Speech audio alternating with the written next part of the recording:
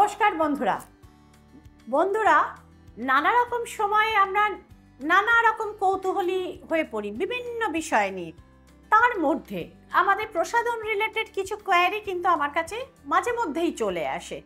তো এর মধ্যে এক অবাঙালি ভক্ত কাম ক্লায়েন্ট, তো তিনি আমাকে অনেকবার জিজ্ঞেস করেছিলেন যে ম্যাডাম, তা আমরা কোথাও বেরোবার সময় বা কোনো শুভ কার্যে যাওয়ার সময় আমরা কিন্তু একটা তিলক লাগিয়ে যাই, তো বেশিরভাগ সময় সেই তিলকটা একই রকম হয়, কিন্তু আমি দেখেছি আমাদের অন্যান্য প্রভিন্সে অন্য ডিফারেন্ট কালার্সের তিলক লাগানো হয়। তো ম্যাডাম, আপনি এটা নিয়ে প্লিজ একটু ডিসকাস করবেন যে ডিফারেন্ট কালারের তিলক কি কেন লাগানো হয়, আর এই তিলক লাগিয়ে আমাদের কি কোনো গ্রহকে কোনোভাবে একটু বুস্ট আপ করা যায়। তো বন্ধুরা, ইটস আ রিকোয়েস্টেড ভিডিও। আপনাদের আজকে আমি জানাবো যে কোন কালারের তিলক পরলে, অর্থাৎ কপালে তিলক আঁকলে আপনার কোন গ্রহটি বুস্টেড হতে পারে এবং সেই গ্রহটি আপনাকে সুফল দান করে, এবং যদি সেটা কুপিত হয়ে থাকে কিছুটা পরিমাণে আপনাকে রিলিফ বা রাহাত দিতে পারে। তো প্রথমেই চলে আসি আমরা রবিবার থেকে। রবিবার অর্থাৎ ডে অফ সান, সূর্য দেবতার দিন। এই দিন আপনারা কোনো শুভ কার্যে যাওয়ার সময় আপনারা ইউজ করতে পারেন লাল চন্দনের তিলক। লাল চন্দন সূর্যকে রিপ্রেজেন্ট করে, তো ছোট্ট করে দিতে পারেন, তবে তিলক মানে it should be a line, লম্বা তিলক কিন্তু ইউজ করা উচিত। আর রবিবার বললাম এটা লাল চন্দন, এবং এটা কোনো কালারের নয়, এটা কিন্তু লাল চন্দন মানে চন্দন পিড়িতে বেটে তবে সেটা তিলক দেবেন, তবে সেটা কাজ হয়। কারণ আপনারা বন্ধুরা দেখেছেন, আমরা রবিবারে যখন সূর্যার্ঘ্য দিই তখন আমরা কি বলি? লাল চন্দন দিই, আতপ চাল দিই, দুর্ব দিই এবং লাল একটি জবা ফুল দিই, দিয়ে বলি ওম নমো জবা কুসুম শঙ্কাশম কাশ্যপেয়ং মহদ্যুতিম ধন্তওয়ারিং সর্ব পাপং নাং প্রণহতস্মি দিবাকরম। সুতরাং সানডে লাল চন্দন। এবার যদি আপনার চন্দ্রটা একটু ড্যামেজ থাকে, কি করে বুঝবেন চন্দ্র ড্যামেজ?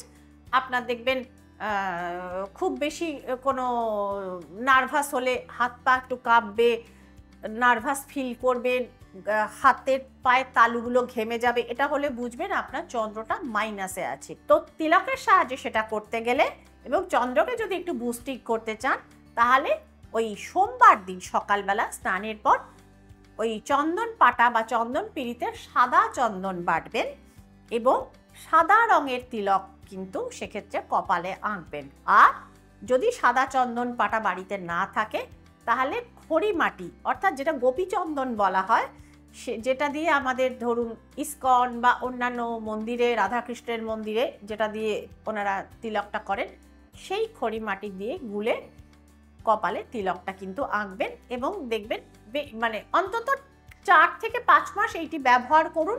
সেক্ষেত্রে কিন্তু ধীরে ধীরে দেখবেন চন্দ্রটা দুষ্প্রভাব থেকে আপনি মুক্ত হয়ে যাবেন এবং এই চন্দ্রের প্রবলেমগুলো আপনার আস্তে আস্তে কিন্তু জীবন থেকে দূরে সরে যেতে থাকবে। চলে আসি মঙ্গলবারের কথায়। মঙ্গল গ্রহকে বা মঙ্গলবারে আপনি কি রঙের তিলক ইউজ করতে পারেন? না, এখানে লাল সিঁদুরের ফোঁটা এবং লাল সিঁদুরের তিলক আপনি ইউজ করতে পারেন।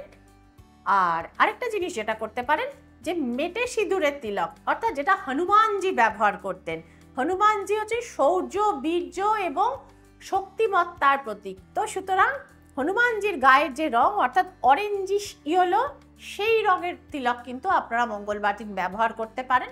সেক্ষেত্রে দেখবেন আপনাদের কনফিডেন্স লেভেল বাড়বে, শৌর্য বীর্য বাড়বে, এবং কিছু মানুষ থাকেন যাদের হয়তো রোগ সেরে গেছে, কিন্তু তা সত্ত্বেও কিন্তু তাদের কিন্তু সেই দুর্বলতা যাচ্ছে না শরীর থেকে। তো সেক্ষেত্রেও আপনারা কিন্তু ওই হনুমানজির কালারের অর্থাৎ মেটে সিঁদুর যেটাকে বলা হয়, মেটে সিঁদুরের তিলক আপনারা কিন্তু ব্যবহার করতে পারেন। এবং হনুমানজির গায়ের রঙের তিলক যখন ব্যবহার করবেন, একবার জয় শ্রীরামটা অবশ্যই বলবেন। হনুমানজি প্রসন্ন হবেন, এবং হনুমানজি প্রসন্ন যদি হন সেক্ষেত্রে মঙ্গলের বলবত্তা বাড়ে এবং আপনাকে সেক্ষেত্রে রোগ এবং ঋণ থেকে হনুমানজি কিন্তু উদ্ধার করেন। এটা আমাদের হিন্দু মাইথোলজির একটি বিলিফ।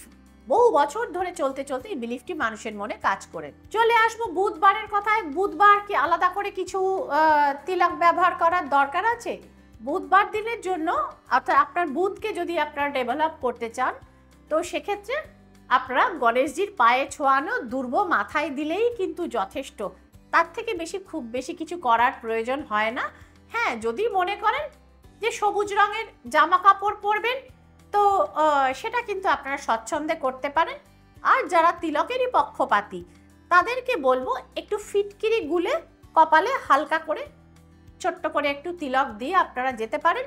এবং যে সমস্ত বাচ্চা বুধবার দিন পরীক্ষায় দিতে যাচ্ছে, তাদের মায়েদের বলবো বাচ্চাকে কপালে একটু দইয়ের ফোঁটা বা দইয়ের একটু তিলক, মানে সাদা টক দইয়ের তিলক একটু কপালে তাদের করে দেবেন। বৃহস্পতিবার কি রঙের তিলক আপনারা ইউজ করতে পারেন, অর্থাৎ যাদের বৃহস্পতি উইক রয়েছে বা বৃহস্পতিকে পাওয়ারফুল করবার জন্য সাদা চন্দনের তিলক ব্যবহার করবেন, সঙ্গে একটু হলুদের ফোঁটা দেবেন এবং তার উপর দুটো আতপ চাল দিয়ে কিন্তু আপনারা ব্যবহার করবেন। তো সেক্ষেত্রে কিন্তু আপনাদের বৃহস্পতিটা অনেকটা এনার্জাইজ হবে, আপনাদের কেরিয়ার, আপনাদের বিজনেস এবং আপনাদের মধ্যে স্পিরিচুয়ালিটি জাগ্রত হবে। এবং রাহুকে শান্ত করতে গেলেও কিন্তু আপনাদের সাদা চন্দন এবং একটু কর্পূরের তিলক ব্যবহার করা উচিত। তাহলে বন্ধুরা, এই ছিল তিলকের ব্যবহার পদ্ধতি, যেটা প্রয়োগ করে উপকার পাওয়া যায়, গ্রহদোষ শান্তি, গ্রহদোষ নিবারণের পথে কিছুটা অগ্রসর হওয়া যায়।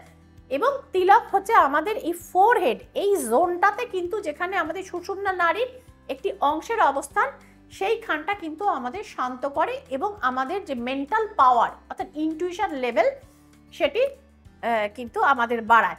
আপনারা খেয়াল করে দেখেছেন যে রাজপুতানা বা রাজস্থানে যখন রাজারা যুদ্ধে যেতেন, তাদের কপালে কিন্তু তিলক করা হতো এবং সেটা হাতের রক্ত দিয়ে।